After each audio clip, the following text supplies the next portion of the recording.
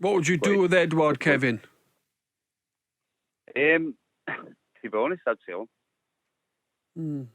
Get him out the door. He's no interest.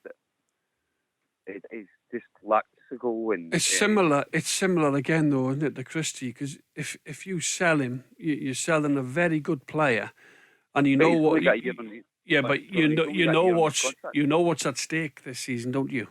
Yeah. The winners of the Scottish Premiership go straight into this 40-50 million pounds if you can. It's a big gamble, all of a sudden what do you do? Because you keep him and Ange gets the best like he played on Sunday. Yeah.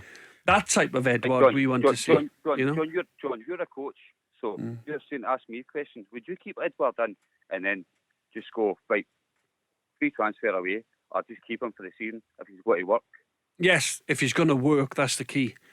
If he's going to work and he's going to play alongside Kyogo Furuhashi, and you can get him on board, and Ange can persuade him to start doing the things that he did a couple of seasons ago where he was just on a different planet, then I think it might be worth keeping him. Because what would you get for him now, Kev?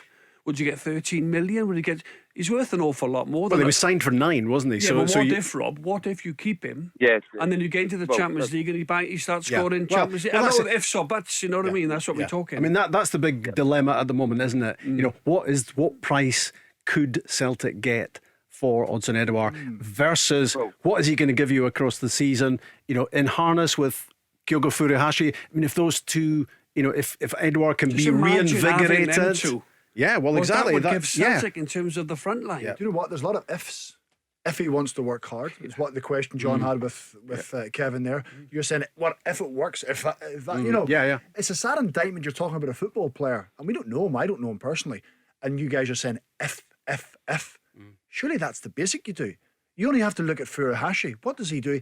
He's energetic. He runs. Listen, I understand Edward's a different demeanour, fine, but he just brings a freshness. Kyogo, he just enlightens everybody with the ball, without the ball. He's hungry, he's got an appetite, he's running, and you think to yourself, wow, he inspires his teammates and he inspires the people in the stands. That's why they're rolling with him and going with him. So we then turn around and say about Edouard, if he works hard, if he wants to do that, I mean, if we're talking ifs, you would think he probably has to go, because you need guarantees. You don't want ifs, you want guarantees.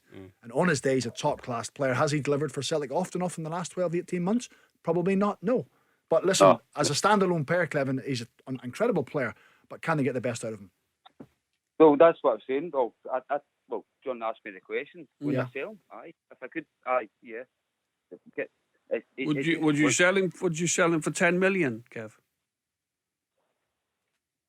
Surely the price would be higher than that. But what I'm saying is, I know Craig's just mentioned. No, it's just actually because I was reading something earlier on.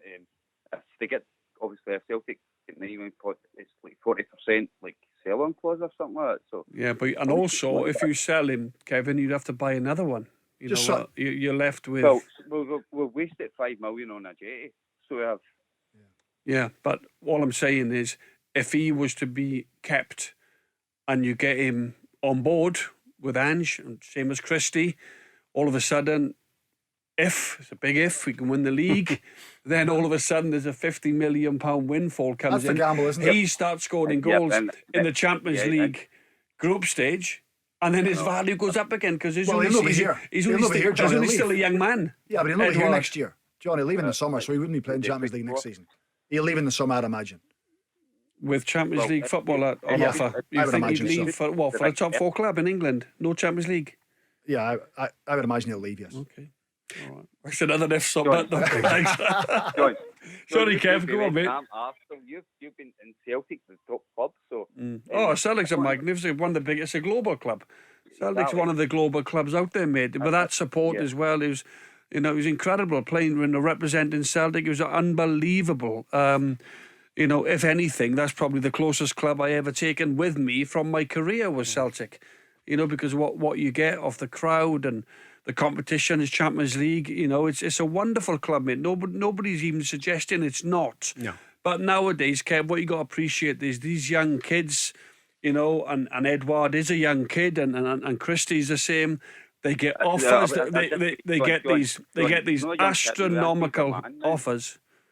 No, I'm saying they're kids. What are they? 23? Yeah. 22. Yeah. So when I was a kid, I'd racked up, whatever it was. Do you know what I mean? But they get these astronomical offers now, and I mean life-changing offers, because that's what these clubs can throw at them, and that's probably the difference. Tell Alexa to launch Go Radio or listen on the Go Radio app.